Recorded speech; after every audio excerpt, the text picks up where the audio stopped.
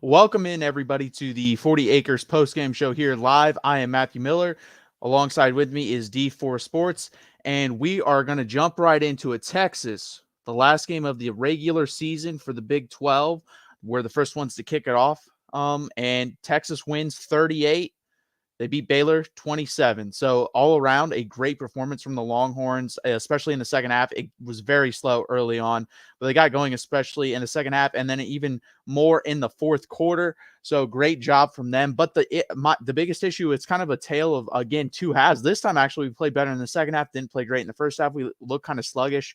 I don't know if all of you guys in here are Texas fans or not, but this is kind of normal for Texas on Thanksgiving. They usually come out pretty slow and then play better in the second half again. In the second half, especially on I should say, the day after Thanksgiving on the Black Friday games. That's why us Texas fans really don't like to watch them come out and play on these Friday games. It's cool, especially in the first half, but all around, we got a good win. It could have been Bijan's last home game ever at DKR. So all around, we nothing to complain about. We end the season, D4, exactly where we thought we would, 8-4. Yes, sir. And what great way to send off these seniors and those juniors that won't be back next season. I think it was a great send off, especially for Bijan.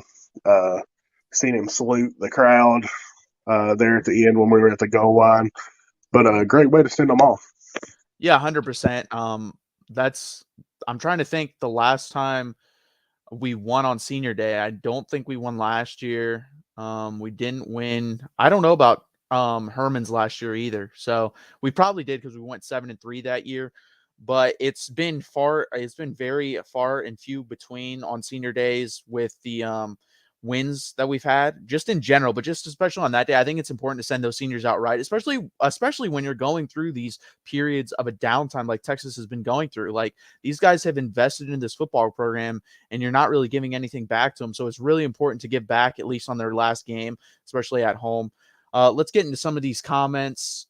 Corey Peacock, hey, I just got into the car leaving the game. Hook 'em. Yep, hook 'em. Win. No, 7-5 Sark, one of my favorite college football memes, is gone. To be fair, he's never gotten past 8-4. So you could have an 8-4 meme. Like, he's tied his best record he's ever had as a head coach. Hopefully next year, he can push past it, or even this year. There's still a possibility if Kansas were to beat Kansas State, we could head to the Big 12 championship game, or we could win the bowl game and he could get to 9 wins. But I don't think he's ever had a season over at the 8-win mark. And I know he hasn't had a regular season over the 8-win mark.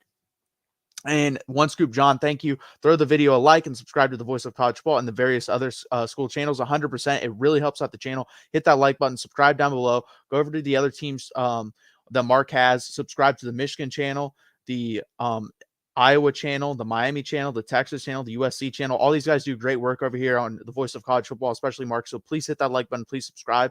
Also, go over to D4 Sports. Hit that like button. Subscribe over there as well. It really helps out a lot, guys. Thank you very much. Once Gabon, yeah, Texas officially overcame my expectations. I thought it would be a 7-win Sark again.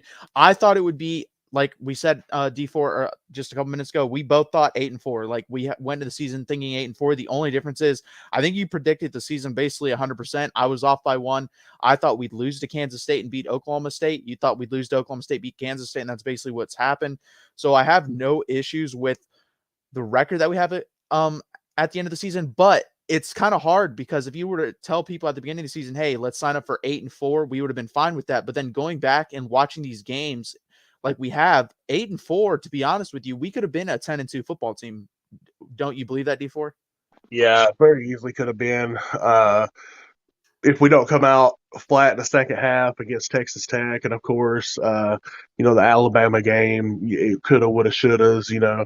In that game, we had a substantial lead on Oklahoma State, and the TCU game's the only one that I'm like, no, we got outplayed and we got outcoached. Yeah, 100%. That's the one where you close the book on it, and I 100% believe that's a loss no matter which way you shake it. Obviously, the Alabama game, I don't know if we win that game if Quinn's healthy, but I think we have a really good shot at it. The two games that are going to piss me off going into the offseason are Texas Tech and Oklahoma State. We're better than both those teams. We played down to competition once we got that lead versus Texas Tech, and we just played an absolute terrible football game versus Oklahoma State. Quinn Ewers was under 50% completion percentage. Yeah, he might have been under 40%. It was very close. It was just an all-around horrific game played on the offensive side of the ball versus Oklahoma State. So those are the two games to me that stand out. But like you said, TCU absolutely dominated us, and it'd be nice to see them again in the Big 12 championship to maybe get some revenge. The real MVP, who do you guys want Texas to face in their bowl game? That I think we're probably going to end up, I believe, in the Alamo Bowl. So it'd be a Pac-12 team. You know what? Utah would be very fun. We'd get to face Cameron Rising after he transferred out of Texas. I think that'd be a very interesting matchup. I think those two teams are very similar. I think if they played, it'd be a very good game, especially if everyone was fully committed and no one opted out. What about you, D4? I'd like to beat up on the Marcus Freeman led Notre Dame Fighting Irish. I think that'd be easy dub for us.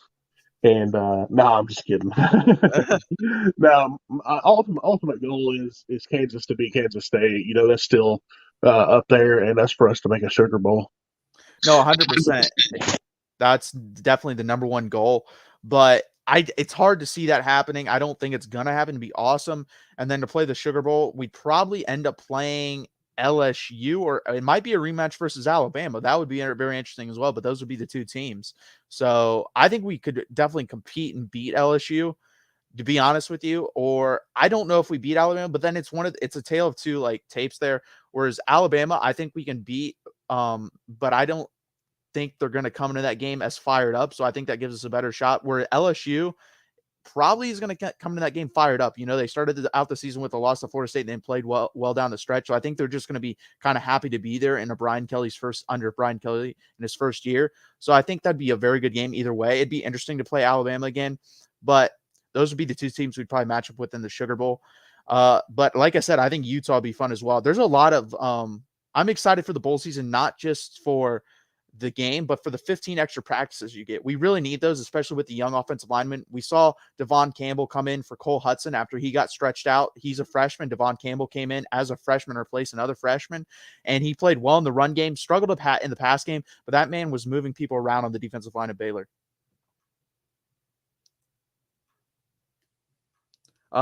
Joey Foster says this. Is this true, D4? Well, we all know about West Virginia fans and their sources. So, no, I'm just kidding. Joey likes to poke fun, and just never be anybody but a Texas man. Joey Foster, man, I really need Texas to lose this game. It would have really helped me a lot. I think Texas finishing fifth or worse in the conference this year. So much for that. Congrats, Texas. Horns down. To be honest with you, this was a game, even though it was close, I never really thought we would lose. We were outplaying Baylor that whole game.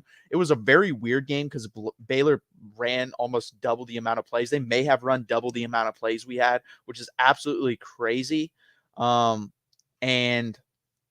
you really don't see that in football games, especially in a football game you win. I'm going to check that right now. But let's see here.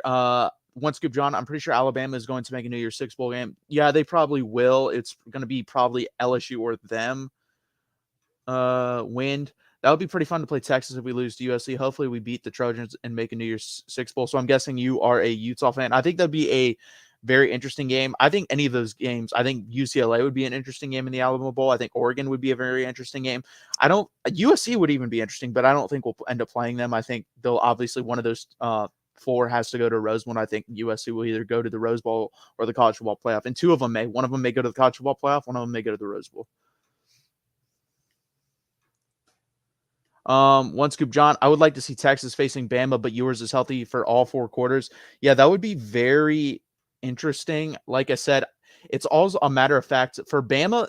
Bama and Georgia are the only two teams to me in the country that can get away with saying we're better than this bowl that we're in. Like they've reached that point to where they can say they don't really take bowl games seriously, and I'm fine with that. That's why I don't know if they would take that bowl game seriously versus us in the Sugar Bowl. So I'd rather face LSU, to be honest with you. I want a competitive game. I want to get our team in an actual game where the other team cares, in a grudge match, and that actually helps us improve on both sides of the ball. I don't want to get into a glorified scrimmage. I just don't want that. Joey Foster, be sure to hit that like button and share the video with a friend to double the numbers in here. Thank you very much, Joey. That is much appreciated. And guys, please do that. Please hit that like button. Please subscribe down below. It really helps out the channel. D4, can you plug that Patreon real quick? Yeah, man. Patreon, $5 a month to get access to Mark's picks for the week. Also get access to the Discord server. We can talk to knuckleheads like myself, One Scoop John, Joey Foster, all those guys about college football 24/7. Like I said, $5 a month. That's nothing, and you won't regret it. You get to talk football with like-minded people like yourself, 24/7. Yeah, guys, it's a great offer, especially $5 a month. There's nothing like, and you can also, if you had a super chat at one point, you can send that in and use that as your first month. That works as well. And I was actually wrong on the plays. In the first half, Baylor had 40 plays. We had like 20.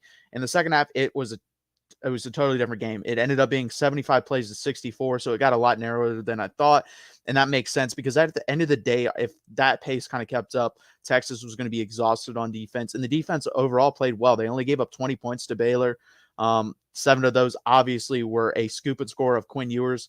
D4, some things in this game did trouble me about Quinn. Again, he was very like lackadaisical in the pocket, didn't play with a lot of urgency. Would you agree with that? And what do you think he needs to do going forward to change that?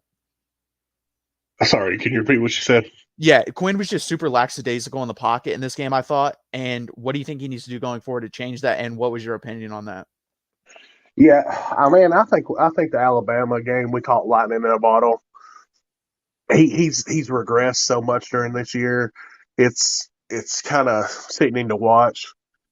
At times this year, like I've been screaming for Hudson Card, in these games because his footwork has been sloppy. He's not making the right reads. We talked about it weeks ago where he had Bijan on the wheel route and chose to throw it underneath because he didn't trust it. Something's ruined this guy throughout the season, and I'm not quite sure what it is. Yeah, 100%. He's not the same guy. I 100% agree. What you saw in the Alabama game was what we would hope to see from Quinn Ewers going forward, and we just haven't seen that. Those are the best aspects of Quinn Ewers, and we haven't seen that. What we've seen now is a guy that has, I think, lacked confidence to throw the ball downfield, doesn't throw a great deep ball with touch on it. He doesn't, he seems, like I said, he seems too careless back there in the pocket, like things aren't that big of a deal. Like on that safety, he has the arm strength there to where if you roll out to the right, just fling that thing as far as you can down the field to the sideline, and there's bound to be a wide receiver down there. And instead, he just buries it 3 yards. It barely gets past the line of scrimmage, and it's clearly intentional grounding. You can't be doing stuff like that. He did bounce back from that, but let's be honest here. Bijan Robinson was the star of this game. He had over 150 yards again. He was fantastic. He's the leader of this team. He is offensively, like I said, 179 yards a day, 2 more touchdowns. We rode him on multiple drives there at the end to seal it. And thankfully for him, because without him this year, we're probably a 6-6 team. You're right. The defense only gave up, actually, they gave up 18 points because we gave up the safety as well. I totally forgot about that. So that's obviously not the defense's fault. I didn't forget about the safety, but I just forgot about subtracting that off. So that's very good. The defense as a whole has played fantastic this year. There's obviously been blips on the radar where you see them versus Texas Tech struggle a little bit, versus Oklahoma State struggle a little bit, but for the most part, they played very well. Whereas the offense has been way more inconsistent. Obviously, other than Bijan, Xavier Worthy has had trouble catching balls, and then he also has had issues tracking them. We've had issues hitting the deep ball. We've had issues hitting the deep ball here for the past decade. That's been like the biggest thing, other than the 1 year with Shane Buechele, really under Charlie Strong. That's the only year that comes to mind where we kind of hit the deep ball consistently. Yeah, so we really need to get that, especially in the Steve Sarkisian offense. He really likes to run and then hit you deep, and we just haven't been able to do that. Sark attack trajectories look good for Texas. I mean, yeah, you can say that. I think the bowl game will tell us a lot. It's just like Tom Herman from year 1 to year 2. You kind of saw good trajectory there, and then you saw that team take off and win that Sugar Bowl. Hopefully, we see something like that in the bowl game this year, where they look good, they practice well with those 15 extra practices. The young guys get some playing time, and we look good going into next year. And next year is the year to prove it. Like we said, D4 from the beginning, this was a building block year. Next year is the year we have to go out and win the Big 12. Yeah, there's some things that need to keep progressing. This offensive line, even though young, we're going to have to replace Christian Jones at right tackle. Does Cam Williams come in there? Does DJ Campbell? You know, we have to, settle on that. They have to keep progressing as well. The quarterback situation, Quinn Ewers is going to have to make drastic uh, improvements from now till next year, and you're going to be replacing who I think is the best back in the country in Bijan Robinson, and probably the best backup running back in the country in Roshan.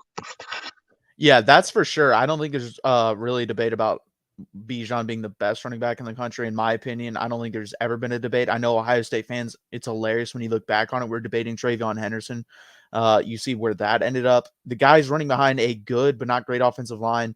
He has the best balance I've ever seen out of any running back, pro or college, and his vision is very good as well. So we're going to be losing a very special player unless he may decide to stay. You never know with NIL money, but I just don't see him staying because running backs especially have a short lifespan, and you need to strike while the iron's hot, and hopefully he does that.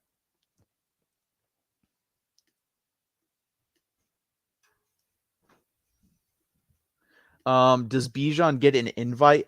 I don't think Bijan gets an invite to New York because there's only a certain amount of invites you're going to get. Like, I think the most they're going to have there is 5. And let's be honest here, you're going to have Caleb Williams, you're going to have CJ Stroud, you're going to have Blake Corum most likely. So that's 3 right there. And then there's even more guys that don't come off the top of my mind right now. But this year's Heisman field is very deep, and it's going to be interesting to see who wins it.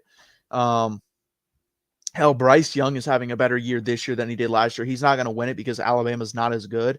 And when you win a Heisman already at this standard, you're going to have to blow people out of the water with the numbers you put up, plus also win. And he just hasn't been able to do that. He's put up great numbers, but he hasn't put up blows people's head away numbers. And then also he's not winning as what he was last year.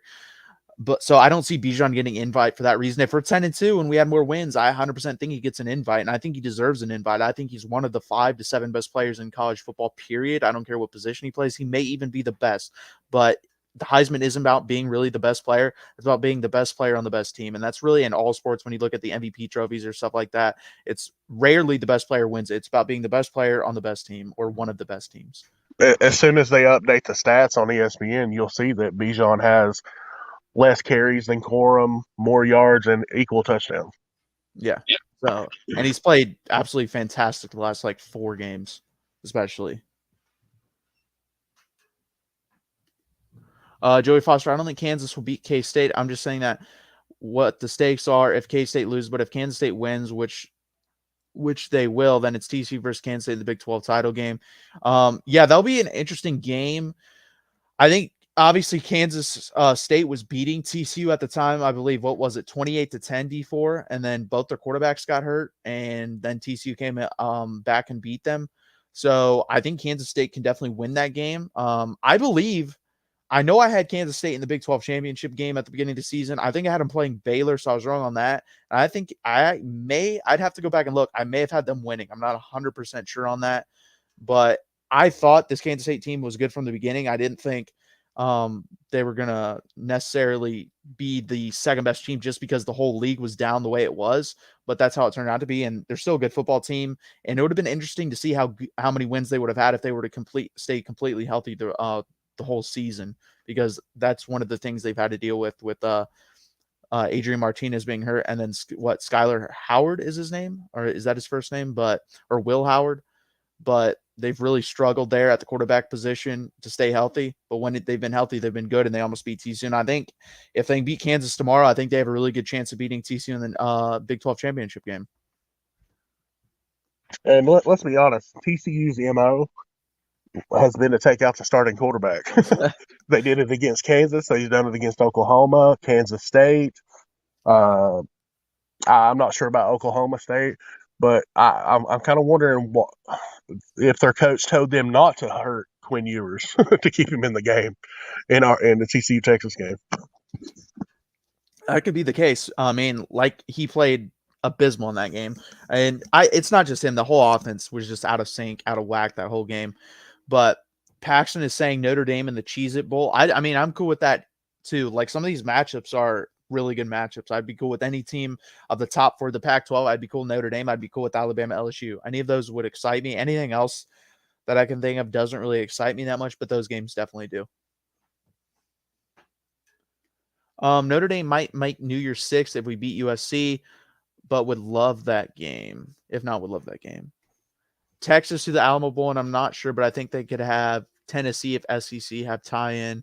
That'd be fun as well. That'd be a very interesting game. There's a lot of interesting possible matchups. Obviously, with Hendon Hooker out, that's not as interesting, but it's still an interesting game. And I forgot about Tennessee. We could have played them in the Sugar Bowl too. I don't think they'll get there now if Hendon Hooker's not healthy, and he's not, obviously. And there you go. One Scoop John. If you're already on Amazon for Black Friday, might as well click Mark Rogers link and support it. It's the same shopping experience, 100%. Hit that link, use it if you're using Amazon. It helps out Mark, and it requires little to no effort. So please do that. Please help out the channel. Please do that for Mark. Do that for all of us as well, because we like to support Mark, and because he supports us with giving us a platform to talk as fans. So thanks to him for that. And hit that like button and subscribe down below as well. D4, do you think Jalen Ford comes back for next year? For some reason, I think he does. I think he needs one more year to solidify himself as a first, second round pick. I know he's come on a lot this year, but I don't want people to look at him as like a one hit wonder. So I think a second year would do him well under PK's system. Yeah, and I think I would agree with that. And I also think it's going to tell us a lot about our culture, because we've had guys in the past declare early, even though they're like 4th or 5th round picks. And I think Jalen Ford's a little bit better than that. I think he's probably a 3rd round pick, but I 100% agree. He has a chance to be a late first round, 2nd round guy if he comes back. And that, like I said, if he comes back, that tells us a lot about the culture. And he's been spectacular. Came up with his 4th interception today. He's leading the team in tackles. I believe he leads the Big 12 in tackles. He's just been fantastic. We talked about DeMarvion Overshawn coming to the year, and we talked about after him and Jalen Ford and then David Benda, that we didn't know like who was going to have to step up if someone got injured. And luckily we stayed pretty healthy at that position. And Diamante Tucker Dorsey was okay when he played. Obviously he's smaller and struggled in some getting caught up behind the line and the run game and not being able to see and attack the holes, but he was okay. But so that position actually became probably our best unit on defense because of Jalen Ford. Jalen Ford was spectacular throughout the season, especially after the first game. He averaged basically 10 tackles a game. So hopefully he comes back. It will really help us out, especially since we're already losing DeMarvion Overshown and Deshaun Jameson. So it really helped out on that side of the ball. And also not to mention Keandre Coburn, probably T'Vondre Sweat as well. So if Barron Sorrell can take another step, Jalen Ford can come back, take another step, and Jahdae Barron comes back and takes another step, this defense can be even better next year. Paxton, defensive player of the year in the Big 12. It's either going to be him or, again, I think I predicted this as well because I was heavy on Kansas State. I forget how you pronounce his name, but the defensive lineman from Kansas State. I'm terrible with pronouncing his name. I'm not even going to try it, but he's probably up there as well, especially if Kansas State were to win the Big 12 championship. Joey, I took NC State in an upset over UNC today, but looks good. Time will tell. What's the score of that game right now? Also, Joey here. Support Mark Rogers, the voice of college football, by searching Mark Rogers TV on Venmo, PayPal, and Cash App, or Super Chat below. 100%. It helps out the channel, guys. Please do that. Yeah, Paxton, number 91, 100%. I'm not even going to try to butcher his name, but he's very good.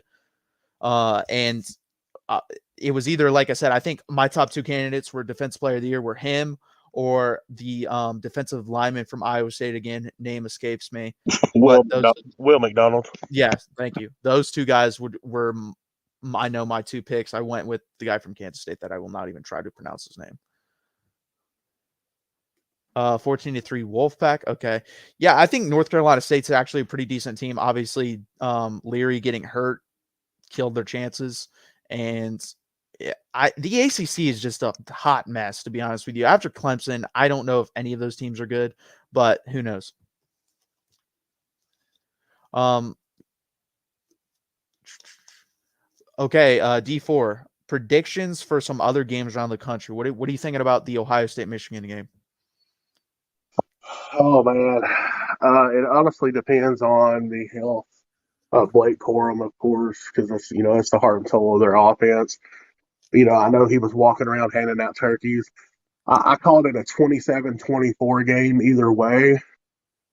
It's going to come down to the trenches. If Ohio State doesn't make drastic improvements in the trenches from their games earlier in the year, I see Michigan just running the ball down their throat.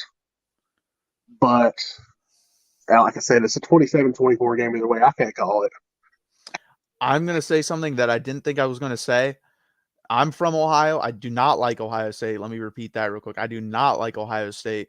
I think Ohio State's going to absolutely dominate Michigan tomorrow. I don't think it's going to be close. I think what happened last year is influencing a lot of people's decision making, and I think the weather's going to be good enough to where C.J. Stroud exposes Michigan's defense on the back end, especially with the wide receivers they have. Obviously, I know Michigan has a great front seven. They're obviously the better running team as well. But I just have that feeling, and I don't like that feeling. I don't want to have that feeling. I don't like Ohio State, but I think Ohio State wins this game 38-20. I just don't I don't know why. I just have that feeling. And I hope I'm wrong. I hope Michigan wins. I'm not an Ohio State fan. I will never be an Ohio State fan. I think Ohio State fans are obnoxious as hell, but I think they're going to win pretty easily as well. And I don't even think they're as good as the number 2 team in the country. To be honest with you, I think there's Georgia and then there's a lot of drop off. And I think 2 through 10 can beat each other any day of the week. Yes, quorum Ohio State close to no quorum Ohio State big.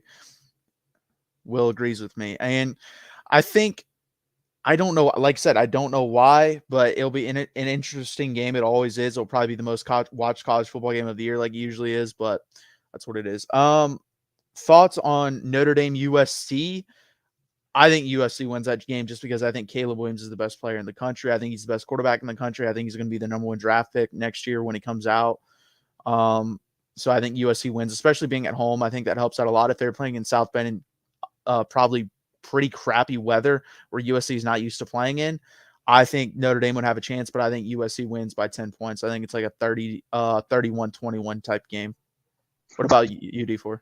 Yeah, I was in the Discord that you can get into by joining the Patreon. By the way, I was talking to Will about this game. I think that USC is the type of team that will make another team start to press the issue and get out of their comfort zone by the way that they can score all the weapons that they have. And I think that's what's going to happen. I think they're going to cause Notre Dame to get out of their comfort zone. Tommy Rees is an offensive play caller. I don't think he's a very good play caller in general as anyway, but I think they're going to cause him to press and get Drew Pine out of his element. And I think USC takes it. Yeah, like I said, I think the weather would have been a big factor if they're playing in South Bend and being in out in California. I just don't see that. And Caleb Williams is just playing at an unreal level right now, and I think he's the best player in the sport. And like I said, I think he's the most talented quarterback. I think he's going to go number 1 when he's eligible. So I think USC wins that game. One Scoop John on D4 Sports Show. I predicted Michigan 30, Ohio State 27 in overtime. That'd be a really good game. And like I said, I'm not an Ohio State fan. I don't want them to win. I just want to see a good game. I just have a weird feeling that Ohio State's going to roll. And I'm usually way better. Like if you asked me an hour before game, my predictions would probably be I'm right 75% of the time. I do better as the game gets closer. Obviously, we're pretty close to it, but if you would ask me a week ago, I might have said Michigan were to win. So we'll see how I'm feeling about an hour before game time. But right now, I think Ohio State rolls. We have to make Caleb Williams look ordinary, stop the run without blitzing, and limit big-time plays and keep him in the pocket. 100% agree. He's the most dangerous quarterback out of the pocket. You saw the throw. I don't know if anyone else has seen it. I'm sure if you watched the game last week, you saw it versus UCLA where he was rolling out to the right. It's basically rolling out to the left and drifts his whole body to the left and just unleashes a rope like 15 yards down the field on the sideline. And they showed the same throw of him doing it in high school. And this guy's just so dangerous out of the pocket. He has such a good arm. He's so talented. I'm so glad that he's out of the Big 12 and out of Oklahoma because let me tell you, that Red River rivalry when he came in last year was not fun with him running around all over and also throwing it down to freaking Marvin Mims off of crazy platforms and making crazy catches. That was not fun. Mizzou 17, Arkansas 14, Nebraska 10, Iowa 0. Wow, I'm not really surprised by the first one. I'm kind of surprised by Nebraska beating Iowa. It's very interesting though that Matt Rule seems to be the guy now in Lincoln. I think that's a really good hire. I'm not I mean, that guy loves to coach. I'm interested to see how much like he settled with for the Carolina Panthers because he was owed like 50 something $1 million. And it's very hard for me to believe that he's like, no, I want to coach league out. I'm going to give up 50 million. So I'm sure they're kind of a check for like 25 to 30 and then said you can go coach if you want to, which is insane to me that he's going to be double dipping and making an absolute shit ton of money because I'm assuming Nebraska's probably going to pay him $6 to $7 million a year. If Quorum Edwards and Schoenmaker play and Bell and Wilson catch balls, we win. I mean, that's the thing. I'm not saying Michigan can't win, but I just have this gut feeling that it's not going to be a close game. I just don't trust JJ McCarthy from what I've seen. I don't think he's good enough to compete in a back and forth game, and I think that's what it's going to be. I just don't see this being a slugfest with the weather conditions tomorrow. I think it's supposed to rain, but it's not going to be like last year where it's snowy and cold. It's going to be rainy, 40s, I think mid 40s to low 50s. I think that's a game that Ohio State can pull away in, especially when CJ Stroud is throwing it around. But I 100% agree with you on this one. One Scoop John. Rule is a great hire. We saw what he did with D4, or we saw what he did with Baylor, right? D4. I mean, he came in and revamped that program when they were going through that turmoil, kind of what Bill O'Brien did with Penn State. Oh yeah, he was definitely a program builder, and I think he was building something special before he bolted to the NFL. Yeah, and that's the thing. Guys like that, the program builder types that can resurrect programs on a pretty consistent and pretty fast pace are not NFL types. NFL types are more X's and O's, get along with players, managing a locker room. And I don't think Matt Rule's that type of guy. I think he's more of a father figure where he takes these guys in, finds them from like he likes the 2 and 3 star recruits that and then gets them to buy into a system and builds them up. That's not really an NFL guy to me. And I think he'll do a good job in Nebraska if Nebraska gives him time. I think if he gets 4 years there, I think they'll probably win 3 to 4 games his first year, 5 to 6 his next year, 7, 8, and then you'll see 9 to 10 win seasons probably consistently if they give him the type of chance he needs. And also if he can just take recruiting just a little bump up. I don't think they have to have a lot because like I said, he does a decent amount with a little bit. If you look at Baylor's roster, they're not filled with 4 and 5 star guys. It's mostly 2 and 3 star guys that he developed, especially that defense they had when he was there. That was very good. Mark Rogers talked it all week. Casey Thompson to Trey Palmer's Nebraska's path to victory. Yeah, it'll be interesting if Trey Palmer is there next year. Casey Thompson probably will be there next year, but Trey Palmer may be heading to the NFL. We'll see if Matt Rule can convince him otherwise and see if he can stay. Paxton, you can say that for football. Do not be saying that for basketball because I cannot wait until we play them in basketball. We're going to kick their ass. I watched them this week in one of the invitationals. I always forget them for confused. It was either the Maui or the Bahamas. And they look pretty good, but I think we're a better basketball team. We'll have to see going forward, though. We'll play each other pretty soon. Yeah, they play Tennessee tonight in the championship game of that invitational. Oh, okay. Yeah, I'll definitely watch that. But the Grady, I know his last name, Dick, he's a very good player. So he's a freshman for Kansas. If anyone likes college basketball, go check out him play. He's very good. And it's going to be fun in the Big 12 this year.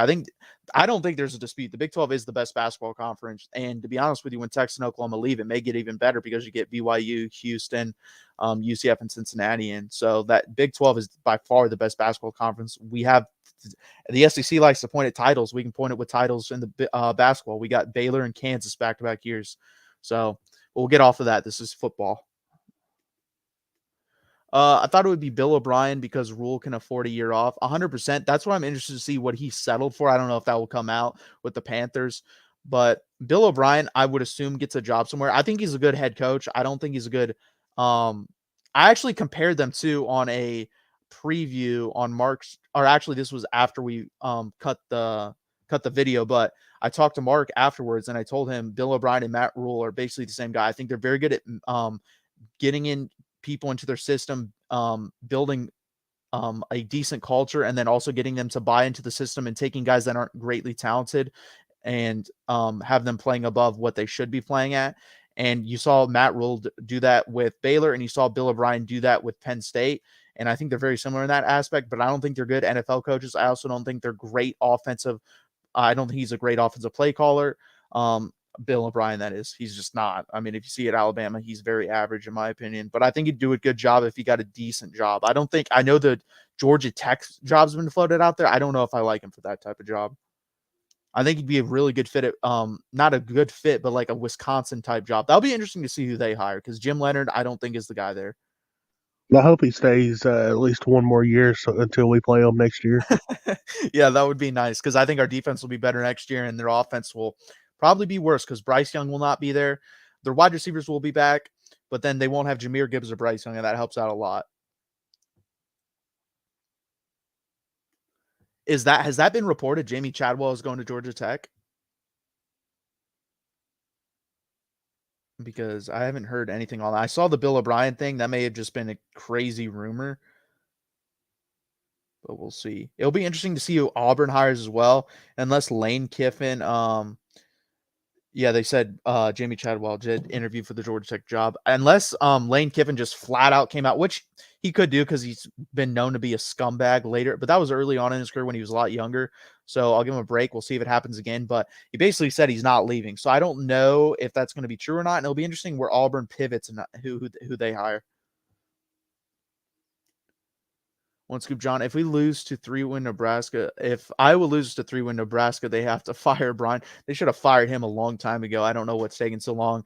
Nepotism is crazy in football. From you see officials with children who are not good officials getting jobs. You see guys like in the coaching trees getting jobs just because their dad or someone they know got them that job. And you see that with Brian Ferentz. I mean, he's terrible. Iowa hasn't been good on offense in a while. And let's be honest here, Petrus is not very good at quarterback either. So that whole thing needs. I honestly, if I'm Iowa, I think Kirk Ferentz is on very thin ice for me if I was an Iowa fan, but I'm not. Let's see. The thing about it is, he's not allowed to supervise his own son as far as hiring and firing. It's the athletic director. So ultimately, if the athletic director has had enough, he can fire him. And that would be interesting if that would cause him to quit too. I don't know if it would. And that's maybe what the holdup is. I don't know. I'll take 8-4. We all will. Paxton, I'm fine with it. I want to win the bowl game though. I think 9-4 obviously is better than 8-4. And hell, if we get to the Big 12 championship game, let's go for 10-4. But that's going to be tough because I don't know if Kansas can beat Kansas State. One scoop, John. I'm going to troll Corey, the Iowa fan, hard if they lose in Nebraska.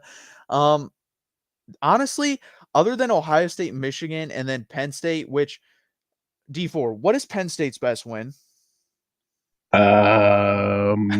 Maryland. Yeah, why are they ranked number 10 in the country? Like, your guess is as good as mine. they're literally ranked because they lost to number 2 and 3. And by the way, neither of those scores were close at the end of the day. Like they were competitive, but they weren't a close football games. So I don't understand why they're ranked 10, but it is what it is. I don't think the Big Ten is very good in my opinion. I think it's Michigan, Ohio State, and then everyone else. And a lot of those teams play 1980 style football where it's three yards in a cloud of dust basically, and it's very boring to watch. But that's just my 2 cents on the Big Ten. I'm forced to watch it because I live in Ohio, so that's on all the time around here.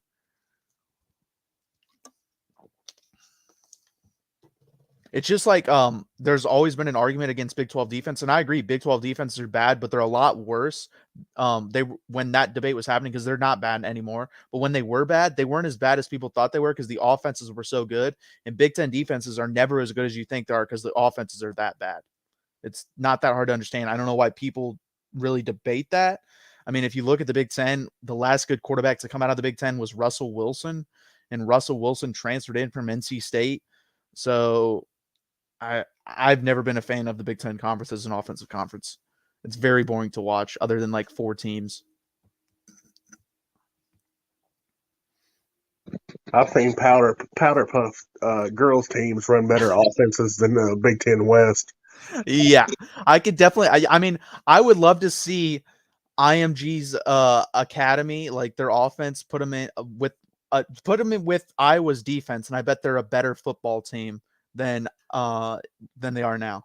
Like I bet a really good high school football team, like an IMG or a John Bosco out in California, modern day. I think they could all just transfer all their guys from high school onto their field at Iowa for their offense, and they'd be better off because their offense is abysmal to watch. It's really pathetic to watch. One Scoop John, the McDonald's Playhouse. That's what I call it, the McDonald's Playhouse division. It is bad. It's just like, what is it? The ACC Coastal. I mean, the ACC Coastal is really bad too. It's abysmal on that side as well. But those are, I believe, someone called into Mark and was talking about like the power rankings of the divisions, and the Big Ten West was the sixth best, or the ACC Coastal was the sixth best conference. The Big Ten West was the fifth. That was like 3 weeks ago. It may have changed, but like the Sun Belt was ahead of them, one of the Sun Belt sides, and I'm not surprised by that at all. Sun Belt has some pretty good teams, and both those divisions are terrible. And it's going to be interesting, the ACC championship game between North Carolina and Clemson. I think Clemson's going to absolutely destroy North Carolina. I don't think it's really going to be close. I don't think, like I said, that side of the conference is very good. I like May at quarterback, but other than that, it's very North Carolina is very suspect. Drake May is very good, but that's about it. And there's already rumors that people are going to start in the NFL tanking for him or trading up for him. It's kind of like the Tua stuff that happened a couple years ago, which is crazy, but you do you. Guys, can you please hit that like button? Please subscribe down below. It really helps out the channel. I'm going to throw up the score real quick again because I haven't had it up that much. Texas wins 38-27. And you were listening to the 40 Acres postgame show here on Mark Rogers TV, the voice of college football. And like I said, please hit that like button. Please subscribe. Go over to the other team channels, like their content, subscribe as well. Go over to D4 Sports, like his content, subscribe. Really helps out his stuff as well. Thank you guys for being here. And D4, can you plug that Patreon again real quick? Yes, sir. Patreon, $5 a month, guys. Get access to Mark's picks for the week. Get to get on the Discord server and talk football like we are here 24/7 on private StreamYard. One Scoop John, Will ND, Joey Foster, myself, Tim, Tony, all those guys from USC are on there. Like I said, we just talk football 24/7. No politics involved, just straight football. $5 a month, can't beat it. Yeah, guys, it's a good deal. So please go over there and do join that as well. Here it is, One Scoop John again with the Patreon link. Just hit that link, go over there, sign up. Really helps out. Will IMG would have a better offense than Texas A&M as well, 100%. That's going to be interesting. If Texas A&M is going to probably finish 3-9, I believe I read somewhere they don't have any offensive players at the quarterback, wide receiver, tight end, or running back positions recruited at the top 10 in their positions coming in, which is, or maybe not at all, which is either way is insane how the recruiting has fell off. And I can tell you why. NIL, the boosters saw what they got on their return and were like, we're not giving you any money to put out that product, period, point blank. It's going to be interesting how many guys transfer out of there. And that's what happens when that's your recruiting pitch. Your recruiting pitch should never be, here's money, come to our university. Come to our university, play for us. And then you know what? You might get some money, or you will get some money, but you're coming here for the university. You're not coming here for the money. Most of those guys went there for the money, and you see what's happened.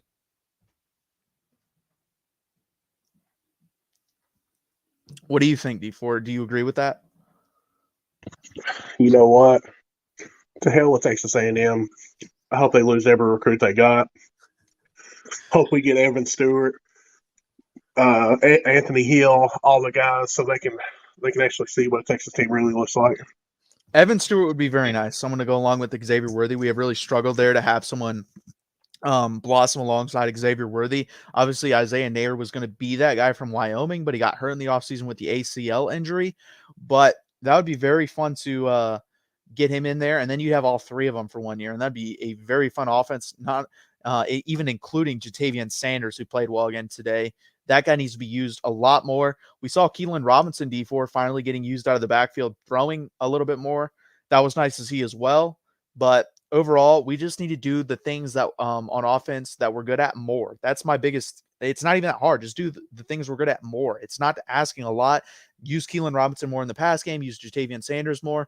And eventually we need to be able to hit balls to Xavier Worthy. 100% agree.